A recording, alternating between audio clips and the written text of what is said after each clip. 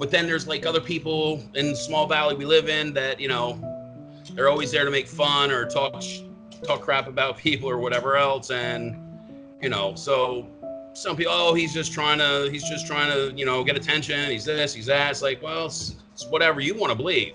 I mean, I know what I've seen. I know what I've dealt with. Once you see something, you can't really unsee it.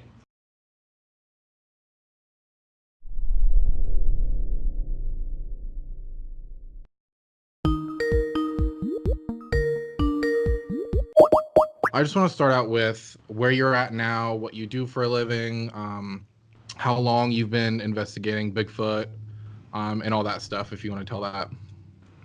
All right, well, right now I work with building an online bookstore, Dragon eBooks.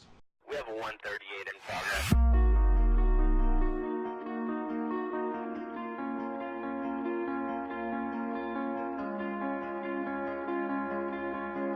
I've been investigating probably since I'm 12. We had encounters at my grandmother's camp in Carsonville. Mm-hmm. Since then, I mean, we've had other activities and stuff happen, and I just really got back into it probably, 2012, 2013, when more things started happening. Yeah, I was going to say, up till that interview, when it went viral, no one really heard about Bigfoot sightings or anything like that, even close to Lycans, not even in Pennsylvania. If you research, it's probably one of the least amount of states, I think, for that type of activity. Actually doing a lot of the research now, if you look into it, it's actually mentioned as one of the highest rates. A lot of Pennsylvanians apparently believe in Bigfoot. Travel Channel conducted research and gathered data from the Bigfoot Field Researchers Organizations for a new show. It found Pennsylvania ranked third with 1,340 apparent Bigfoot sightings. I've been taking reports from all over the country, really, and I know there's a few other researchers in the area, like up towards Williamsport, and even before that there were a few different sightings, pictures, trail cam photos. It just didn't really get it wasn't too mainstream. Everybody just hides what they know, because everybody doesn't want to be called crazy, doesn't want to be called all the things I've been called for saying what I've seen, what I believe. Yeah, exactly. I agree.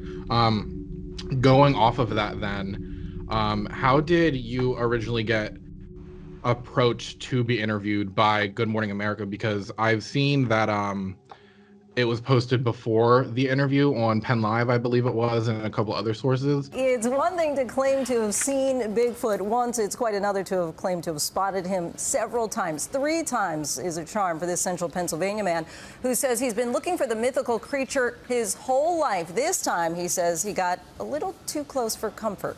They actually didn't. I was Okay. Like I said, I gave a police report. We'll start there. I gave a police report that my camper, my Winnebago, had been vandalized, and I was reporting theft and vandalism. Reed's Bigfoot encounter left his motorhome with smashed taillights and windows. And while police believe it may have been vandals, for John Reed, it was a warning from the Sasquatch to get off his territory. This is over at my uncle's camp that was parked over there. My girlfriend and I, we go over there every once in a while and just hang out, just get out of town, just to spend some time away from everything. And we sit there and play cards or watch a movie, and then get some stuff happening over there. And one week, a window was smashed out. Following week, taillight was smashed.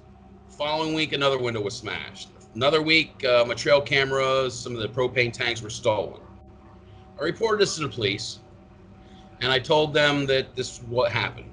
I gave them times and dates between, like, we were there Sunday, we came back Monday night, it happened between such and such time Sunday night. They didn't report any of that. I said the trail cameras were stolen. Well, what kind were they? They asked. I said, I'm not sure. Either Tasco or Bushnell. I said, wait a minute. On my site, I can show you, because taking the pictures out in the mountains, it shows on the bottom of the camera what the name and model of the camera is. So I showed him, and he says, what is that? Is that a Bigfoot site? I said, yeah. It's a little group I have, me and my son, some of his friends. We go up in the mountains and get the kids out of town. We go play finding Bigfoot and just go mess around in nature instead of with computers and phones and things like that. He's like, oh, you believe in that? I said, I sure do. I mean, because I've seen things happen. And he asked me a few questions. You know, what did I see? What did I hear? You know, what do I know? I started telling him for, you know, like I say, it would have been about 30 years worth of stories. Where my cousin's camp is, down the road, maybe half a mile, is my grandmother's camp. Now, when we were kids, my cousins Steve and Ryan, they were with us. We seen something outside. We watched one walk by the window, and you know, we never really talked about it until we were older. And it's like, I was telling somebody about what we seen, and my cousin said, "Well, did you ever tell him that?" I said, "Yeah, I sure did. I just told him about this incident." And we were probably about 12, because I know we weren't hunting yet, and it was hunting season. And I said, "Why don't you go tell him the story of what you say happened?" Because, you know, him and I never really discussed it. So it's not like we had anything planned, you know. And he went and told him, he said, "Man, he just told me the exact same story you did." Well, then it's a little more believable for me, too. Now I know I'm not as crazy since, tell him a few other things that happened to the police officer. And he took everything that I said, and he rolled it all into one package and made it sound like it all happened in one day. Okay. And when that, he made it sound like it was all a Bigfoot attack. And, you know, I joked with him and said, well, yeah, we didn't say anything about the back window at first because we thought maybe Bigfoot did it, you know, just joking around because there was, you know, the Bigfoot site and everything, which, you know, we did have things thrown at the camper. We did have, you know, incidents outside, but that was ever reported. What I was reporting was theft and vandalism. When it was originally put out there, I believe two local news did a piece also. And then one did it the way I said it, and others edited it and made it fit what the report said. You know, so they just took bits and pieces and, you know, kind of made me look crazy. That's according to John Reed, who claims he saw a Sasquatch walk past his motorhome window while camping with his girlfriend. What I saw was something walked by the window, kind of like this, but I could not see a full thing. To me, it looked like it might have been going like this, but the top of the head and the shoulders were about here. Reed says the creature threw rocks at his mobile home's outside light to escape discovery. Reed gave chase, jumping into his truck alongside his girlfriend. The two even made special Bigfoot calls in an effort to locate the creature. I mean, even if you look at, if you look up the interview on YouTube, the title is "Man Says Bigfoot Vandalized His Winnebago." So you can definitely see how they kind of put everything together to make it sound like, you know, a funny story. And even when the main interviewer, I forget what her name is, you know, she's even laughing about it. And then I also wanted to ask you, here's the news from the weird. They start off, here's some news from the weird. News of the weird now. The story about the guy in Pennsylvania who says his RV was attacked and that the perp is Bigfoot. I guess being the test subject for how people react to something like that, especially in our area, do you think that helped more people to come out and maybe realize that maybe something they saw could have been that? I definitely do, because I was contacted from guys that I went to school with that were maybe a year or two younger than me, and, you know, hey, I want to talk to you. I heard you on the radio. I did like 8 radio interviews around the area too. Oh, okay. Harrisburg and, you know, just around Pennsylvania. I think I did 5 in Canada.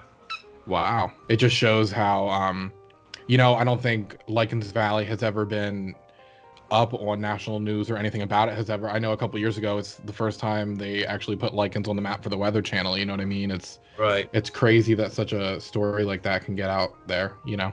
Right. And like I say, and a lot of people shot it down and tried to say that it was, you know, I'm crazy, this, that, the other thing. They even had the district attorney on the news saying that if he really was robbed from Bigfoot, we're going to catch him and, you know, we'll prosecute him. I mean, you got the district attorney of Dauphin County sitting there making an ass out of me. It's kind of crazy. Yeah. You know, so, I mean, you can just see how, you know, the mentality in, you know, in the smaller towns, smaller valleys and stuff are. So it's either, you know, sci-fi shit or, you know, something else. And that's trying to make it sound like just, you know, rushing under the table, you know, they don't need the recognition. I mean, there were a lot of places around the valley, though, that actually were respectful and asked me, hey, you know, this happened, that happened. You know, the DW's Deli, they actually made a Sasquatch sub and asked me if, you know, that was all right. They wow. Yeah, they dressed up around Halloween and had one of the kids dressed up like a cop and had Bigfoot in handcuffs and was, taking them through the Lycan's Halloween parade. Wow. I mean, they took a bunch of pictures of me eating the Sasquatch sub. So yeah, it brought a lot out because people, like I said, they don't want to be called crazy. It's like, I don't have this, I don't know what it is. You believe the same thing. Maybe, you're not going to call me crazy because, you already know. Definitely. I think it's really nice that you're not taking it bad as someone like me would. If I was put into that viral position, I probably would be shut off and, probably wouldn't post anything else. But it seems like your group definitely has grown since then, and it's kind of this momentum that's been pushing you forward for now. So are you still focused on Bigfoot right now, or are you focusing more on other things? Because I remember looking at your website and it seems like there's a lot more things that you've been showing people interest in than just Bigfoot. Well, right now I haven't had the time to, get out in the woods and, boots on the ground, go out to any research or get any, groups and stuff together. Probably more will happen next summer. I run into a few things happen. My house was robbed. My son passed away in April. And, he was one of the main reasons we had the group. So, I've been going through a few things, but eventually it's going to be, I'll get back into it. Well, like I say, we have the group, and anybody's welcome. We welcome people want to do, give reports, say anything they want to say. Find out what to do, how to do it. That's Lycan's Valley Sasquatch Hunters on Facebook. We also have another page, which is Sasquatch Buy, Sell, and Trade, which is for camping goods, whatever you got. If you make any type of Bigfoot memorabilia or anything like that, you can post it. And we also have, Nate and I have dragoneebooks.com. It's a large site. Right now, we're doing mostly witchcraft and magic, and we also have a military section, and we're getting into paranormal and also some other, hopefully get some cryptids and some other books in there too.